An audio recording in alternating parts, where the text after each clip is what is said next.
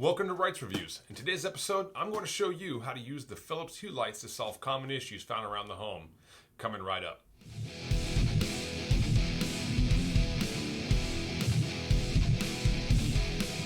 Welcome back. If you own an older home like I do, there's a chance you have issues with lighting. From a lack of overhead light in the living room to poorly placed light switches throughout the house. In today's episode, I'm going to show you how I solved my lighting issues using Philips Hue products. Let's go take a look.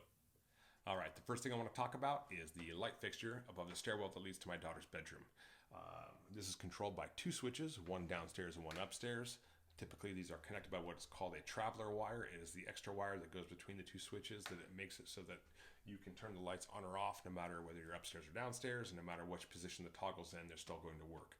I don't have this wire for some reason, so you end up playing this game of I'll stand upstairs, you stand downstairs, and let's keep flipping on and off until we find the correct combination to get the lights to turn back on. Kind of a pain in the butt, especially if you have kids. They never seem to be done in the right position, and you were doing this thing 3 or 4 times a day.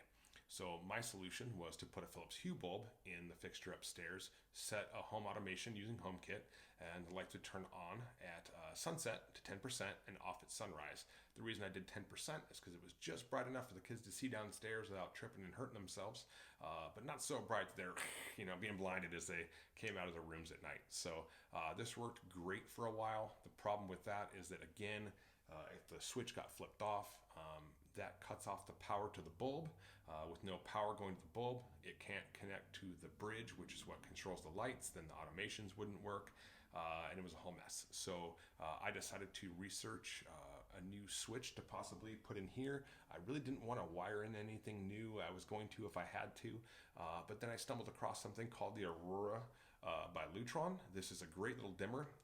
Had great reviews. I did some research to make sure that if I used 2 of these, one upstairs and one downstairs, that it was going to do the trick.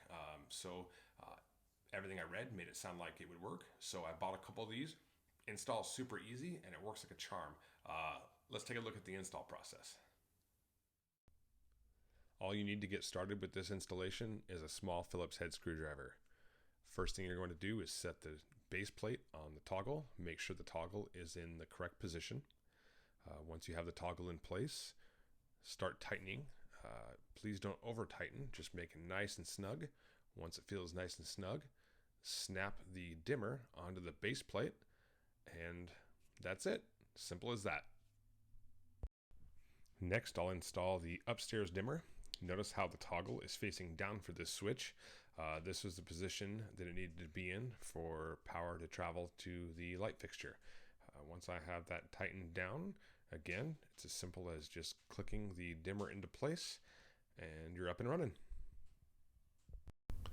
After a brief setup using the Philips Hue app, it's time to test. Clicking seems to work instantaneous. The dimmer seems nice and smooth. Let's turn it down a little bit. All right, time to turn it back up to full brightness. Again, very smooth control. I like it so far. All right, so the next thing that I wanted to talk about was the lack of an overhead light here in the living room. Let's be honest, that's not really a super huge inconvenience, but I like technology, so I wanted to find maybe a better or a more fun way to control the lights in here. So what I decided to do was buy a Philips Hue bulb for the front lamp and for the back lamp. In fact, that's what I called them in HomeKit, is front lamp and back lamp, and it made it super easy to remember when I was asking Siri to control the lights, whether it was dimming or turning them on or off or changing the color. The next thing that I did was install... I didn't get that. Could you try again? Wasn't talking to you. Anyway, the next thing that I did was install this dimmer. This thing was super easy, by the way. Came with the option of doing 2 screws or using the 3M tape on the back of the plate here. That worked pretty well. I actually started out using the 3M tape because I didn't want to put holes in my wall, but it only lasted for about 6 months. I think it's because I have textured walls, so it didn't sit flat against them. I think if I'd had flat walls, it would have stuck much better. So after about 6 months, I went back, used the 2 screws and put it in there. Ended up actually being a much sturdier install.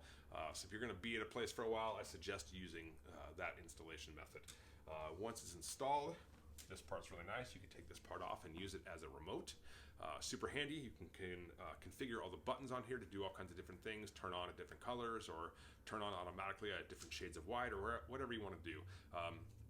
be honest, we don't actually use it that often. We typically will use our phones, or I'll use my watch, as you can see, super sensitive apparently. Or we'll use the Apple TV remote, because the Siri button on there will actually control all your home automation stuff as well, which is super handy. Again, none of this was very necessary. I just thought it was kind of a fun way to add a new solution to your living room.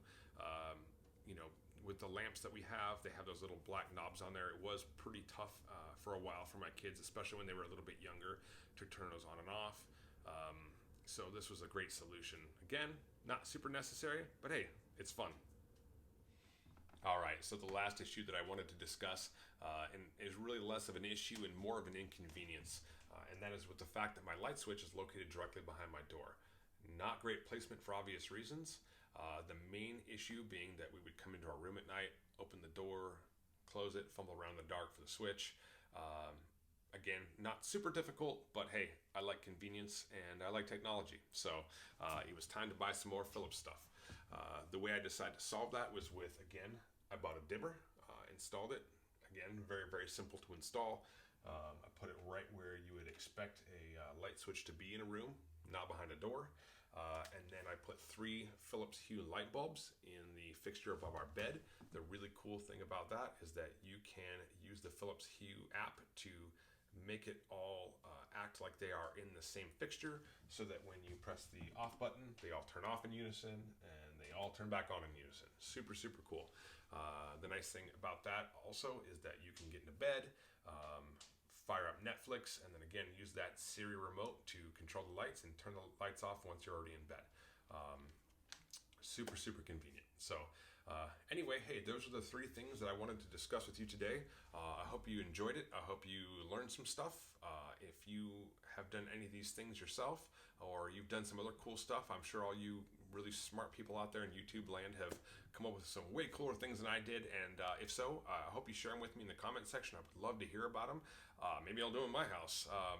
Anyway, please let me know. Thank you so much for watching this video. It's my first one, so hopefully I'm around for a second and that they get better. Anyway, thank you so much for joining me. I really appreciate it, and have a great day. Thanks.